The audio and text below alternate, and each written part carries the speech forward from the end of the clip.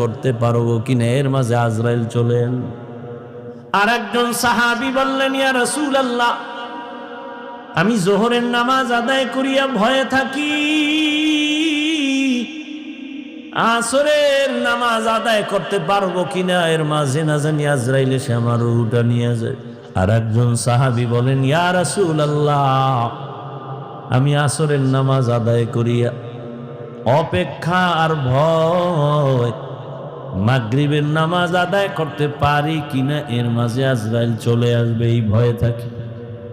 রহমতের নবী বললেন, আপনারা তো মরণকে অনেক দূরে মনে করেছেন, মরণ তো এত দূরে না, আরো কাছে। ইয়া রাসূলুল্লাহ, কেমন? কয়, আমি মনে করি নামাজ শেষ, ডান দিকে যখন আমি সালামটা ফিরাই, আমি ভয়